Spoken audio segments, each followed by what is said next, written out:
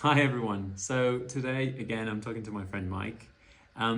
Mike and I have for the past year or so we've thought deeply about how we interact with technology, but not just technology, right? And so um, we've read about the neuroscience behind it. We've asked ourselves some of the deeper philosophical questions about what makes for like a happy life, a pleasurable experience, etc.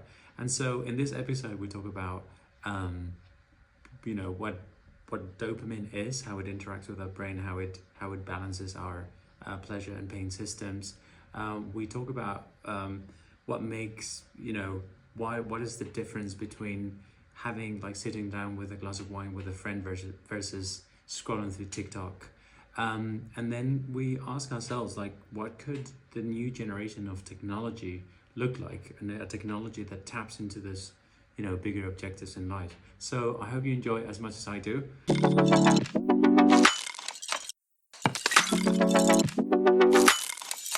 Hello, Mike. How are you? I'm good. How are you? I was just wondering what you've been up to this last couple of weeks. We both went to the States, to New York. Did some biz dev there, but also just had some fun. I was visiting family as well. That's where I'm from. And yeah, I've started a new project that I'm leading as a interim CPO for a SaaS company here in Spain. So that's really taking up most of my focus work-wise right now. Okay, very cool. I've also been reading quite a bit, especially the last 3 weeks. I must have read like 5 books. I mean, 2 audiobooks and 3 full books, and then I think. I'm very glad that you've also been reading some, and I'm very glad that you kind of came around to the idea of reading this book that I recommended to you, which is called Dopamine Nation. She's been featured. I mean, I think she's done podcasts also talking about her book last year with Huberman, and Anna Lemke. Yeah. I originally found her on podcasts. I'm super interested. You know that one of the things that we're focused on more broadly, like very often we've ended up talking about AI, but the broader mission that we have, is how to make tech more human. And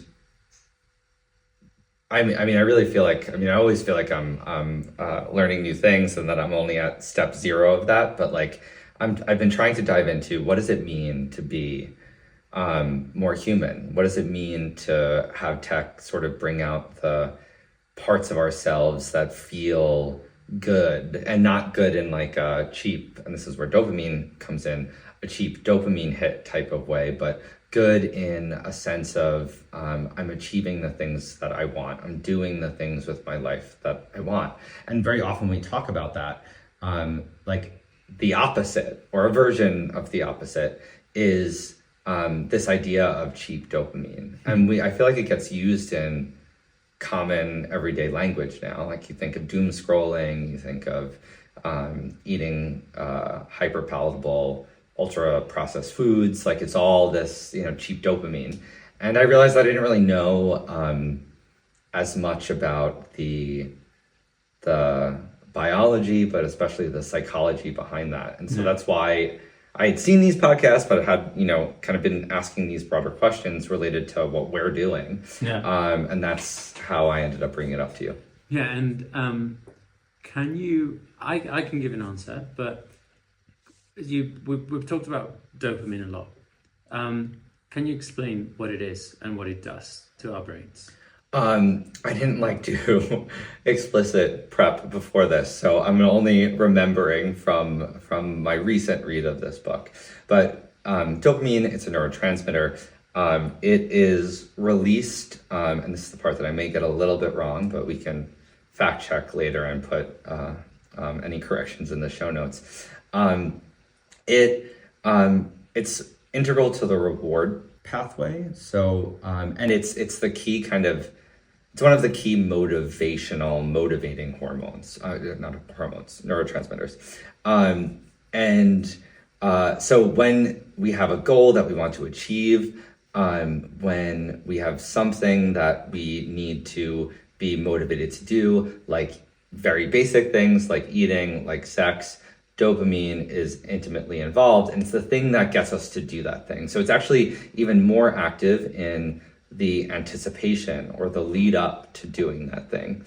Anna Lemke, in her book, she gives this example of, I think it was like a rat in an experiment. They somehow removed, I think it was the dopamine pathway, and like there was food literally, like if they put the food even like a body length away from the rat would starve to death. Like they wouldn't be motivated to get up and get the food. So it's really integral to what motivates us to do things. Yeah. And it, by the way, it's integral in sort of the goals that are aligned with our kind of broader goals and what we really want to achieve in life. But then also, and this is how it's usually talked about, in our motivation towards addiction to things that may give us short-term pleasure but hurt us in the long run. And that was one of the first questions to kick off this, because at the end of the day, what we're trying to do, us as people who are involved in tech, we're concerned about the interplay between pleasure and technology, and how the way that technology has been designed in the last couple of decades is kind of discovered ways to really activate that short-term pleasure, like dopamine release mechanisms. And so what do we understand today by pleasure and reward?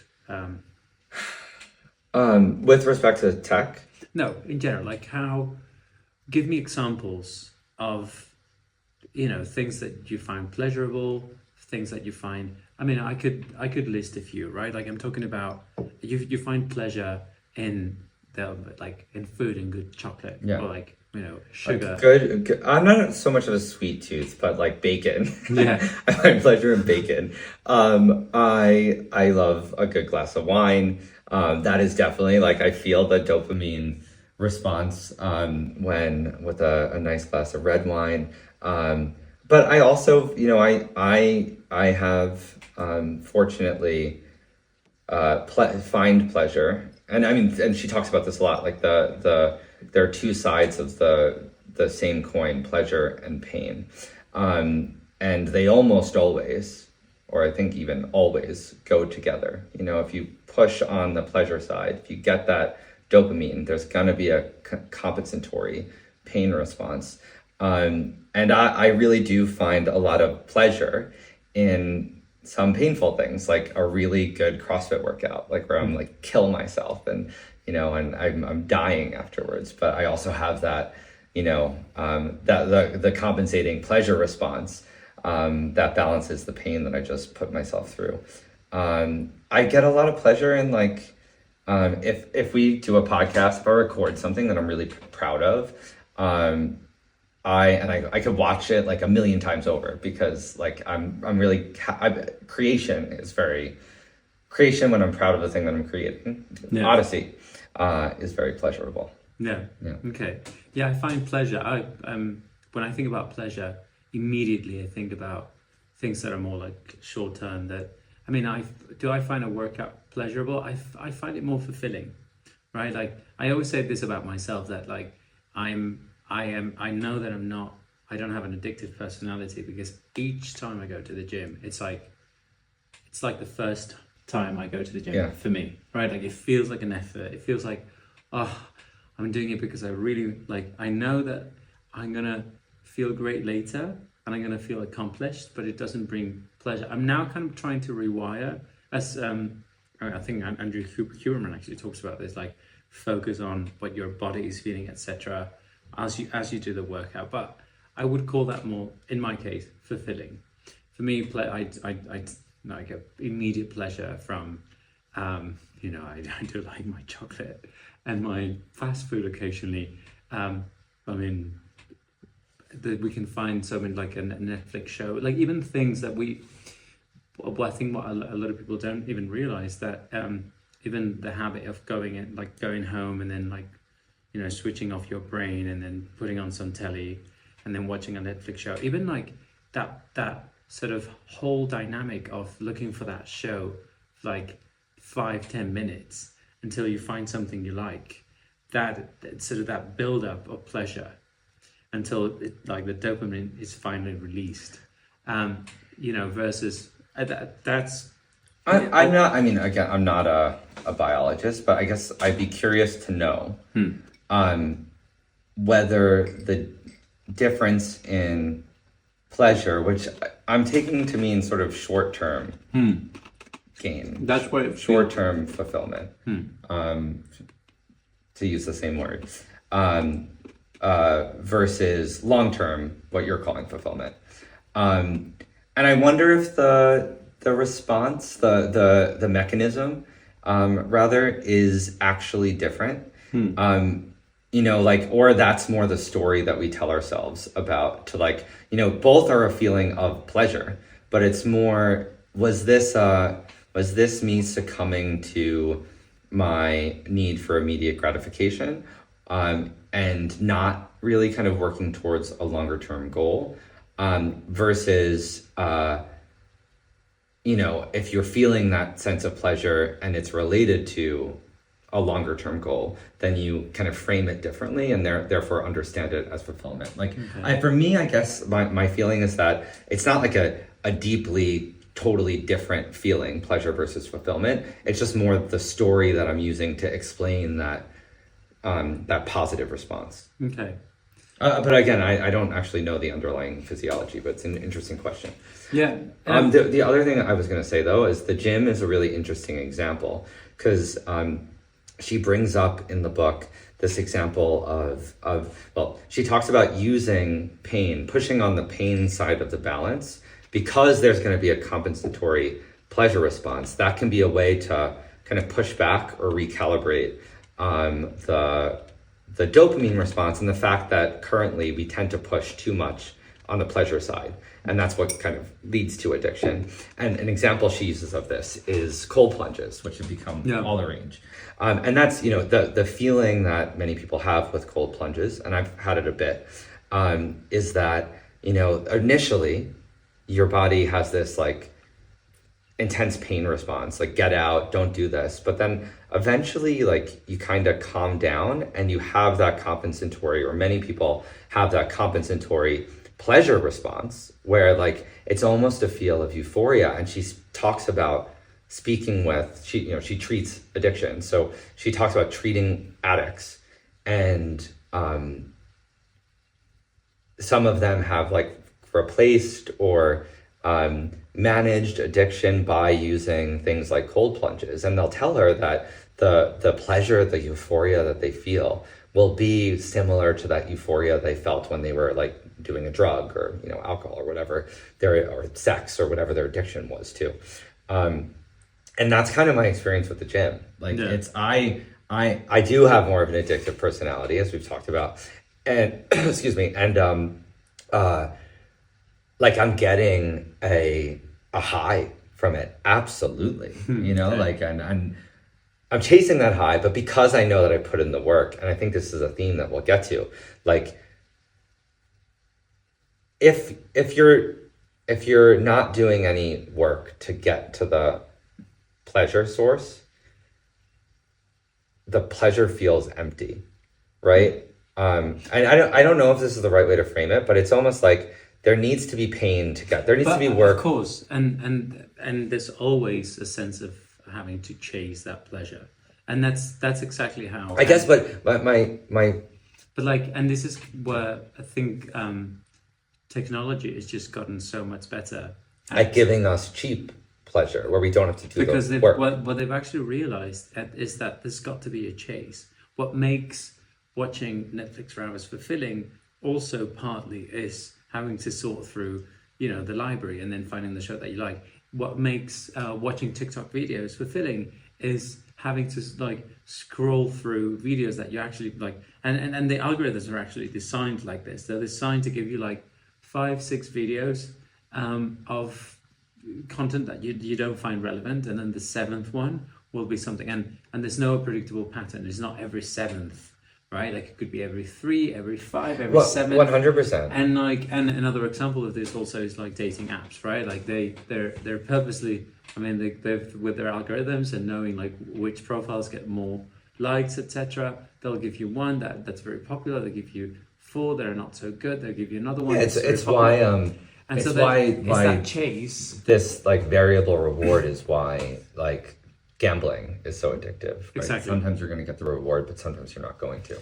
And so, and this is kind of what I wanted to ask you. Have you thought deeper about how, where technology plays a role in how we seek pleasure and how platforms are designed to capture and keep our attention? I mean, building on what you I think there's a lot of directions to go here. Building on what you just said though, I think technology tends to do 2 things.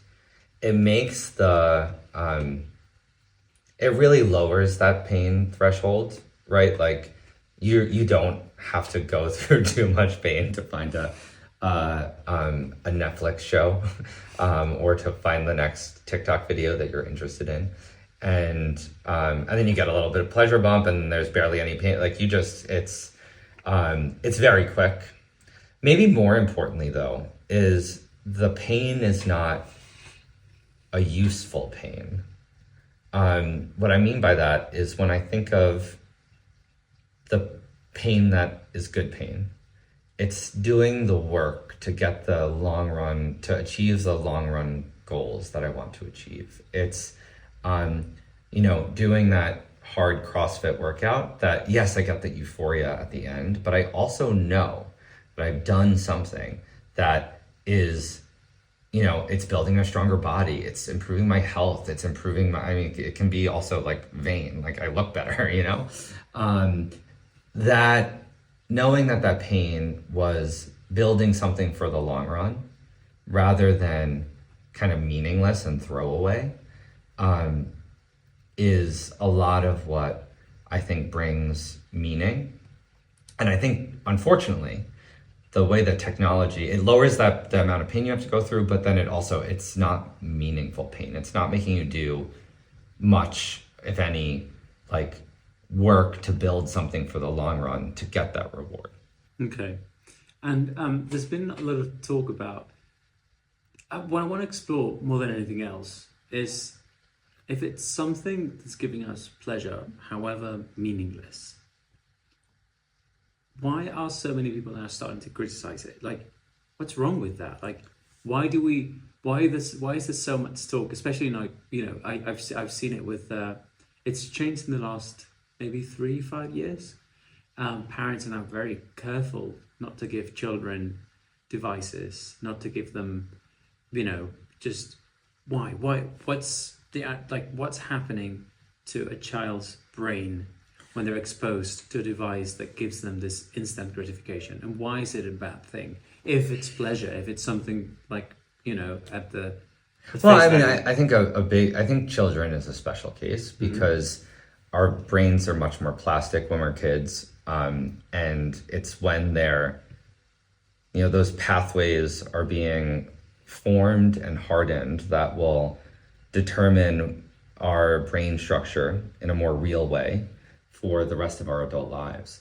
And I think it's an open question, like what happens when you are, when there is this very, very quick pain reward cycle, right? When most of the pain and the rewards are empty, it's scrolling TikTok videos. It's not, doing the hard work you need to do to get an A on a paper or,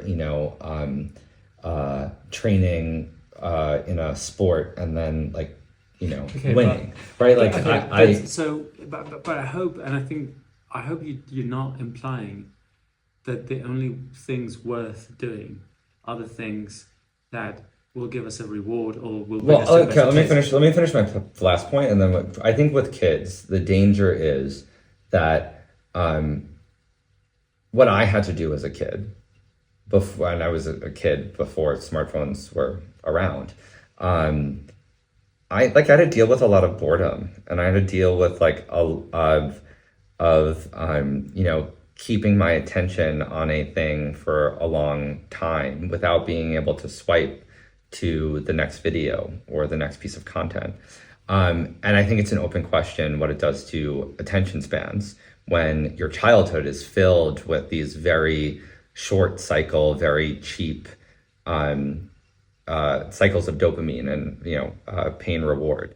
And I don't think we'll know. Like, but does that mean? Or I don't think we know yet. Like, does that mean that you have a shorter attention span for life? Like, maybe. I already find that even as an adult that didn't grow up in that environment, that my attention span feels kind of meaningfully shortened because I've become used to these the TikTok reward cycle. Okay, but so I get that. We'll get back to attention. I think it was actually it's a question that I wanted to ask you, but I wanted to clarify something with you because there's been a lot of there's a lot of tech bros and like fitness bros that talk about the idea that you should always be like doing things so to improve yourself, and like if you're like they're to the point that you're not allowed to drink alcohol, they're to the point that you should like if you're not working on your I don't know stock portfolio, you should be working out, and if you're not working out you should be like cooking something healthy or something, right? Whereas like that seems to deny the fact that you can derive meaning from pleasurable, quote unquote, meaningless things, such as like enjoying a glass of wine and a silly conversation with a friend or something, right? Like you just the fact that like scrolling through TikTok doesn't bring like a higher purpose, is not tied to a higher purpose, does not mean that pleasurable, purposeless things can also be meaningful, right? Because the example of it is, what if I just want to like, just have a glass of wine with you and then have a silly chat, outside this podcast. So how do you tie the two ideas together? I think I think we derive meaning in multiple ways. And I have a list somewhere of the categories that are, let's say, like, that are, I haven't talked about this much, so I'm still figuring out how to tell this story. But I think there are categories of things that as humans, we're probably like evolved to find fulfillment in, to use the word that you used before. I think one of them is like building for the long term. I think like building things that last, which is what I was focusing on before. I think another one is like real human connection, right? So like, I think it's interesting that you use the example of having a glass of wine with a friend in an interesting conversation. It could be a new friend, it could be an old friend. That falls into that connection bucket. I think there needs to be one of these kind of key components that make up a good life in order to have meaning in that thing. And I think very often the experience of food and drink are actually another example, right? Like they're integral to what it means to be nourished, right? Like very often they also have that social component. But there's good and bad versions of it. There's the whole foods, the gourmet cuisine, but then there's the ultra processed foods that are delicious but empty in nutrients and contain mostly empty calories. And so, it's not just because something is there are good and bad versions of everything, Okay. Does that make sense? Yeah, that makes sense. And I think because we've talked about attention, we've talked about relationships, right? Like how scrolling through TikTok and having a glass of wine with a friend do not quite feel like the same thing. Like, yes, none of them like serve this like bigger idea of like building something long term, but there's at least the component of Yeah. like, at least, well, you could say that you're building some sort of relationship with that person by being present and being there with them and like listening Yes. to their silly stories. So you don't even need to talk about anything deep. It can be just a funny conversation, right? And so I want to ask you, like, personally, But actually, Yeah. hold that thought. Another example though is like that conversation. You could have I think we've all had this. Like you can have almost like a boring, meaningless, superficial interaction with a person that leaves you maybe feeling similarly to like how you feel when you've scrolled through a bunch of useless TikTok videos. I think it's much less likely to be the case when you're talking with somebody face to face, but that can happen too. Fair enough. There needs to be in that social interaction something, some vulnerability, some connection, some meaning, something you're getting out of that discussion with another person that's a bit deeper for it to be fulfilling. Yeah, fair enough. And so, what I want to explore with you, like, so you can give me examples that relate to you personally, of how of what effects you've noticed on concentrations or even like emotions or relationships in regards to like this, how these new platforms are influencing all of these. I think that they Give me like an example of sort of a moment where you feel like regretful for like having relied on technology and then not having something that you thought like that left you empty and like. I mean, I think we've all had this experience. A very classic example is like the algorithm works so well. It knows so well how to give you just the right amount of pain and reward to keep you scrolling, and you doom scroll, and all of a sudden you've wasted an hour and a half of your evening when you could have been connecting with friends, when you could have been reading a book that you've wanted to read. And so I think that is that's one example. I'd say in general, they're hooking this.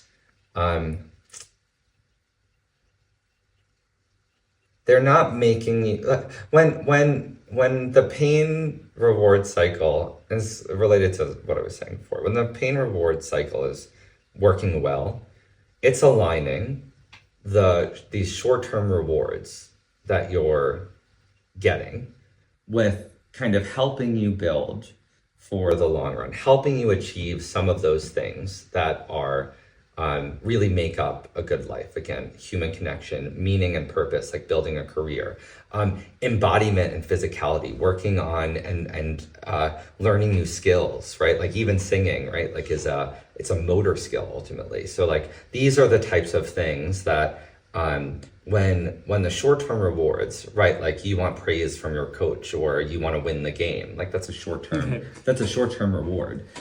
When those are aligned with helping you kind of build within those key domains, I think it's good. What the problem is with current technology is it's giving us those rewards that hook us so well, but it's not doing it in a way that connects us with these like core pillars of a good life. Right. So before, because the reason why I was asking this question is because before we jump into perhaps judging morally the fitness of these like tools and platforms, because I don't want anybody to feel defensive. I don't want anybody to feel defensive. Like some people do believe like TikTok has changed my life and Instagram has changed my life and it's generally helping me connect with people.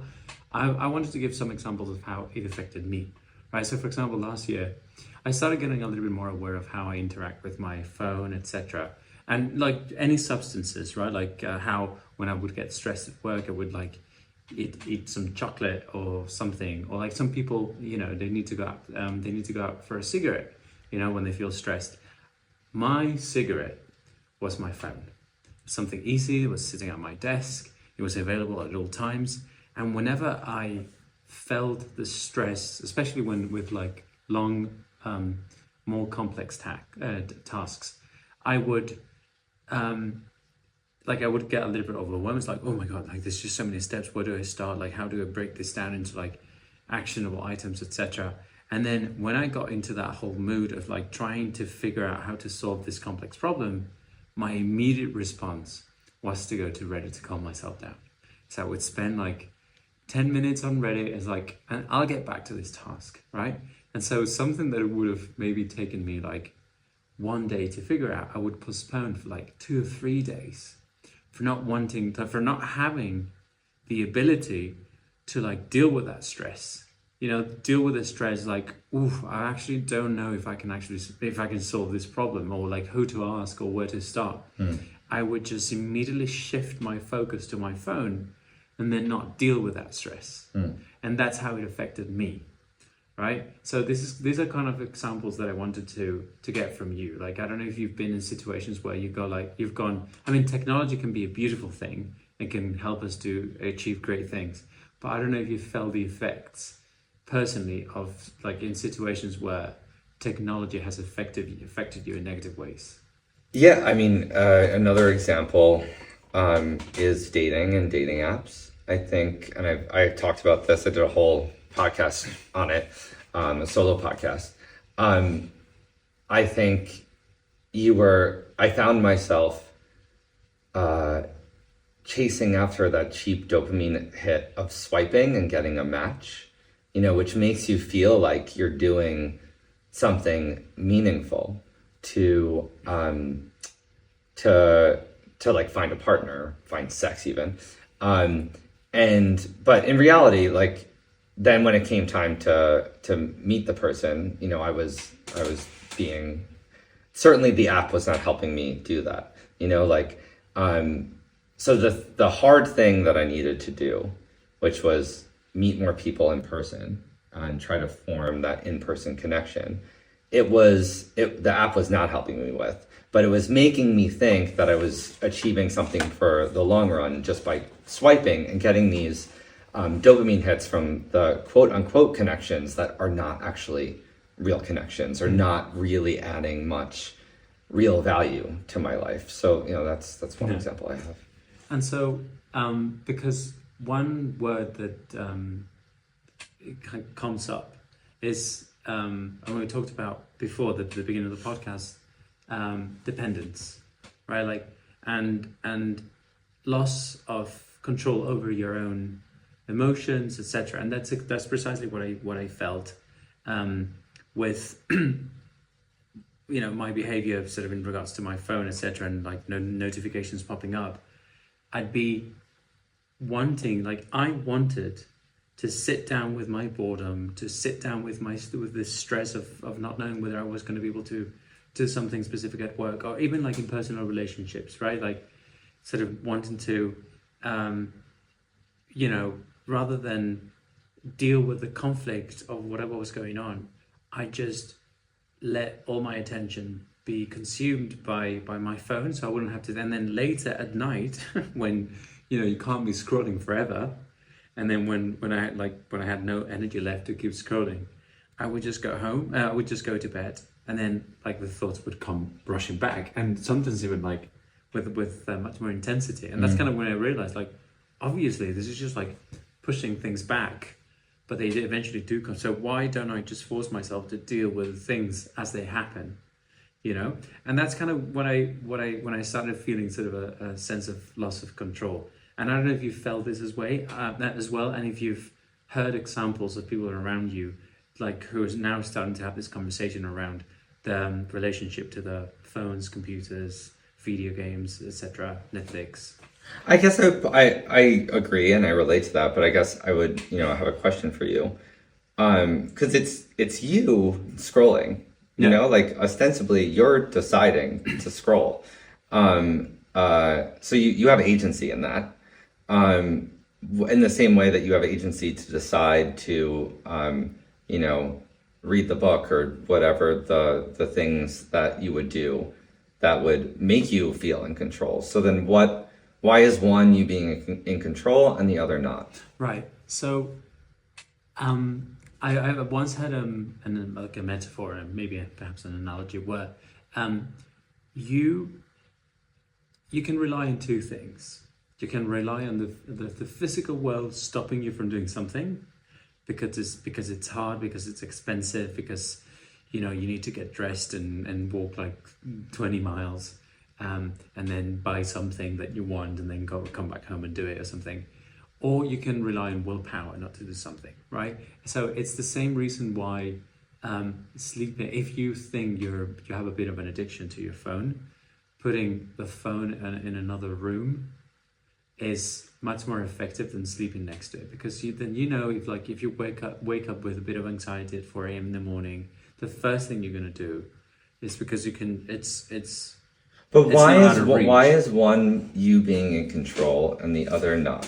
Well, no, what is happening, or like, for example, is the reason why, and so to finish the idea, perhaps this example is not the best, but like, it's why I don't buy but I want you to answer the specific question. Why is one in control and it's okay if you don't know, but explore that for me. Right. So I think the biscuits example is better. So I don't go to the supermarket and buy biscuits and leave them at home, because at the moment, like when I'm at the supermarket, I might not feel like eating biscuits, but at some point later in the evening, I know that after I finish work, or like when I'm stressed or something, I'm gonna want to get that cheap dopamine hit and then eat a bit of chocolate, and then I won't have to resist knowing that they're in somewhere in the house, and then I can just. But my point is, yeah, it's you, the person who's taking the biscuit and putting it in your mouth. Yeah, is you, in the same as much as the person who's not doing that is you. Why is not doing it control, and then one is using willpower to not eat the biscuits, and then another one is just saying, "Oh, I don't want to get dressed, and I don't want to have, like, it's cold outside, and I have to walk like 5 minutes to the store that has the biscuits that I like." One is using willpower to say no, and the other one is just it has to. And which one is you being in control? Like, I'm in control in both situations. It's just, it's much harder. But and then my point too is still you're giving me two examples where you don't eat the thing. Yeah. What about the example when you eat the thing? You're the person doing that. So you have agency. Yeah, but it's something that I didn't want to do. So this is what I was trying to get at. You didn't want to do it. What does that mean? Because there was a desire in you to eat that, obviously. So what I'm trying to disentangle, there's two competing urges in you. Why is one the thing that you're calling in control and the other saying out of control? Right, because perhaps one serves a longer term objective. Exactly. And this is why I think it is about, now you can always use, I think very often that long-term objective aligns with one of these core pillars of, things that bring meaning to a life, right? And we can be using willpower to resist, to always do the things that build towards those long-term objectives. Or we can be designing environments, like the example of you not keeping biscuits, not keeping chocolates at home, designing environments that make it easier for us to make those choices where we're in control or building for the long term. And I think we've done a really terrible job with technology of creating it in a way that it points in the same direction as our long-term objectives. I think very often the tech that we've created hijacks the dopamine circuit to help us achieve only short-term, relatively meaningless objections. And I think that's a choice. I think there's no reason that we can't design technology that uses the short-term reward system. And this is what we've done for how the world was set up before, right? Like, we talked about this before we started recording, but like, it's not like when we were, hundreds of thousands of years ago, when we were living in tribes, it's not like we were only doing really long-term things. Like like long-term, years-long projects, other than maybe raising a family, was like not a thing that humans did like for most of human history. Most of the rewards that we were getting were short-term, but they were naturally aligned with long-term objectives. And that's because like those long-term objectives we also like evolved to have, and we were in the environment that where those were evolved. So naturally the short-term rewards were going to be aligned with the connection, with building community, etc., strengthening the tribe that we evolved to find long-term meaning in. Yeah, I think current tech is doing the opposite. And so, Dopamine Nation is called No Dopamine Nation for a reason, and there's a lot of. It's not just something that we're seeing in tech. Let's say we see in supermarkets. We see it like, there's a lot of food that's being designed to tap into that sort of shorter term rewards, etc. That's very hard to resist. That we're naturally drawn to it, and so. Knowing that there's just so much about the world that is, one way or another, designed to, hijack our pleasure systems. What space is there in tech for perhaps more slow and conscious pleasure? Tech is a tool. Food is a tool. And I think many podcasts ago, one of the first ones we did together, we used food as an example of something that, and processed food as something that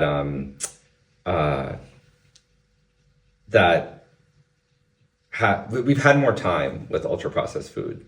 So while we definitely developed those very addictive, hyper palatable foods, we've also there's been a bit of an immune response. And part of that immune response has been restriction. So having many fad diets, many kind of more legit diets that rely on just staying away from those ultra processed foods. But another thing that you've seen is more and more there are foods that are hyper palatable in the way that ultra processed foods are, but they're not as empty or they're not as high in calories. Now they're packing protein into everything, right? You can get these delicious yogurts that are high protein and low in calorie. So just because something is processed or the result of technology doesn't mean it has to not be aligned with longer term goals and health and values. And I think tech is the same. And already, so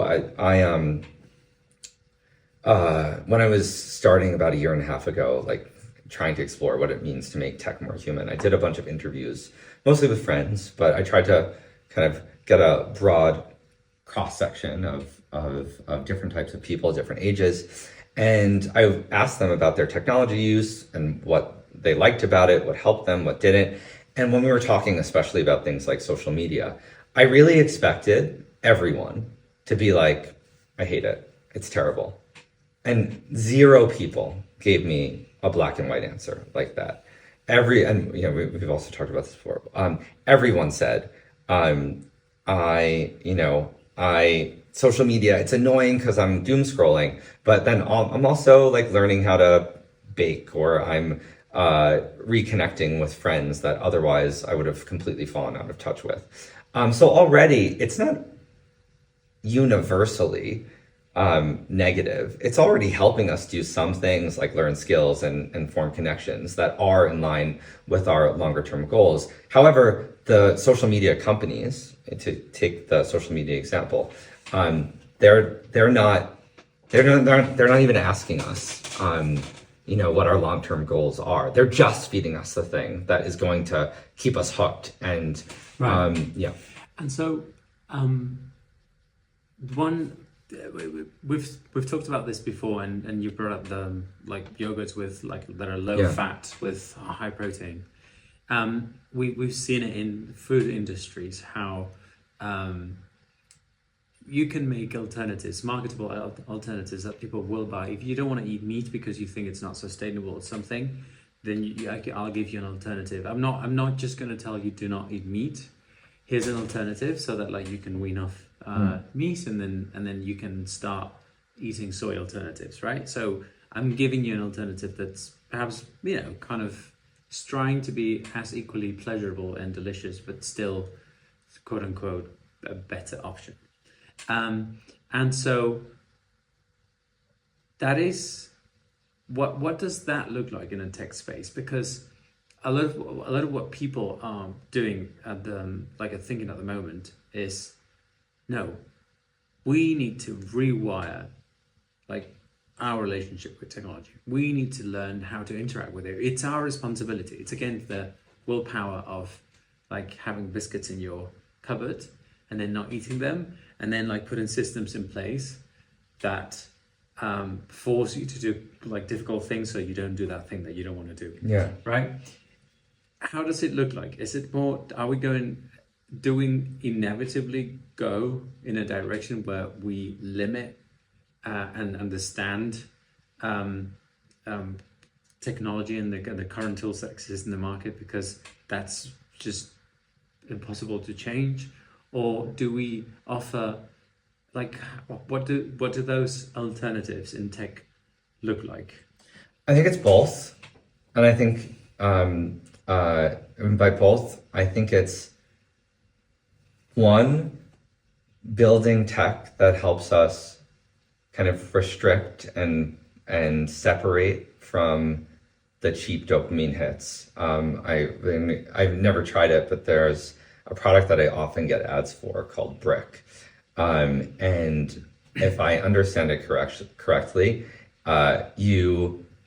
it's like a physical brick, that has some chips or whatever inside of it.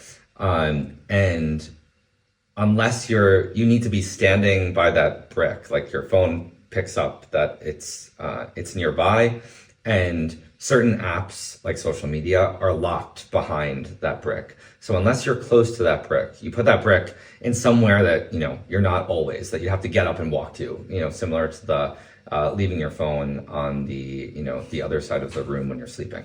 And because you need that intentionality to be able to open these addictive apps, this technology is helping you kind of restrict or avoid the quote unquote bad or cheap tech when you'd rather not be distracted by it. I think the other thing that you can do, which we're seeing, I think naturally people love to frame things as black or white. So tech is bad, social media is bad, and the only way out is that restriction path. But I think there's another path, which is like, how do we make the equivalent of like the high protein, low cal yogurt for tech? So how do we create social media that is we're scrolling, it's hooking that that same dopamine system, but it's feeding us content that is both addictive or both delicious, and teaching us things, doing things that are connected with our longer term objectives and deeper values. You can imagine a social media platform that knows that you want to learn to bake, and so the thing that it's going to feed you when it's hooking you with some, what we now call doom scrolling, is actually like cool baking videos that are like teaching you the thing that you want to learn. Okay. This is the idea behind like gamified learning, by the way. Like Duolingo is like an example of this. Yeah, makes sense. I do have one last question for you though. I know that you've been thinking about this for a while, and I think the idea, I think over the past few months, you've been building this discourse, like this kind of idea on like the type of relationship you want to be able to have with technology. You talk about it's from the way you talk about how it's ultimately trying to feed longer term objectives. Like I can see that this is something that you've thought about. Can you give us maybe 1-2 crazy ideas on how specifically this could look like? You talked about like what could be the version of a social media app that kind of taps into longer term. What examples of technology that could match this way of thinking? I mean, so in the social media way, I would love an app. I'd love to either make or, partner with somebody who wants to make an app that is a quote unquote good version of social media that asks and knows your goals, that allows, at least from time to time, asks you to like rate. I mean, you put your goals in at the beginning, probably explicitly. And then sometimes when it feeds you content, I think you'd give feedback of, is this kind of aligned with my longer term objectives or values? Probably it would be overkill to do that in every video. I think the critical thing for this to be successful, and I don't think it's going to be easy, is it shouldn't be a standalone app. It should be more somehow like a layer, an aggregator that exists on top of current social media. So it's sourcing content from Instagram, from YouTube, from TikTok. But then it changes the algorithm, right? I saw something recently that Instagram was going to quote unquote give you control over your algorithm, but like I also haven't seen anything meaningful rolled out around it. So like maybe there's hope that social media companies themselves will do it, but I think when you've designed an organization to do one thing for so long, having them like change drastically is unlikely. There's also the question of, is the current economic model, business model of social media aligned towards creating an app that works like this, or would you also have to like figure out a different way for users to pay for the value rather than just based on advertisers who want you to be hooked, right? That's also part of the problem. That before this, I was thinking of, before working together on Odyssey with you, I played around with a sleep-focused wearable that's focused on, I know, it's a good example of good technology. I wear a Whoop. It kind of gamifies the exercise, sleep, and health experience by giving you a score, wanting you to kind of get streaks and get a good score. And it, therefore, for me, it helps me prioritize healthy behaviors. I had an idea for one that was specifically focused on sleep, and also one that helps you experiment with. One of the things that, and we talked about this in one of our early podcasts too. One of the things I don't like about the Whoop is it doesn't really like, or any wearables, they don't kind of help you run experiments on yourself to like change the inputs that you're like, what is the, thinking about sleep now, but like, are you having consistent bedtimes? Like, try for a week, winding down at the same time. Like, does that meaningfully impact the output, which is the sleep, like duration and quality? That was one other idea. Another idea that I have, which is a little bit more maybe what you were going with like the crazy ideas. I think it's really sad that we're tied to screens, be it our phone screen, or the computer screen, and keyboards for input. So how do we create ways that allow us to be out in the real world, to be moving our bodies, but still be connected to the digital information and the digital connection that we all crave? And a great example of this is like a Google Glass type thing. So you can see a screen while still seeing the real world. I think the input is a little bit harder. We're trying to do this with voice input, and that's getting better. I definitely use voice a lot more for conversing with AI. But I have this, again, crazy idea for creating a typing system that, and maybe it's either like something you wear kind of on your head that can sense the position of your hands, right? And so you could, instead of typing on a keyboard, you'd have to come up with a system of, maybe it's like almost like sign language alphabet or something like that, so that the shape of your hands aligns to letters and you learn to kind of like type things in that way. It's a very difficult problem because you have to literally come up with like a new writing system. Or like maybe it's sensors on your fingers that can sense different types of tapping, so that I love the experience of typing. I actually, I really, on a keyboard, not on a phone, because the phone's just your thumbs and it's much more restrictive and much slower. So how do you create the ability to type things into a digital device, but that doesn't tie you to a keyboard. Anyway, those are just some. Those are some very good examples. Yeah, and I'm gonna leave it here because I think yours were quite inspired as opposed to mine. So I'm not even gonna try and explain mine. But Okay. yeah, no, I think this is one of the best podcasts. Okay, we've done. great. And appreciate it. Thank you, Mike. Thank you. I loved it. All right.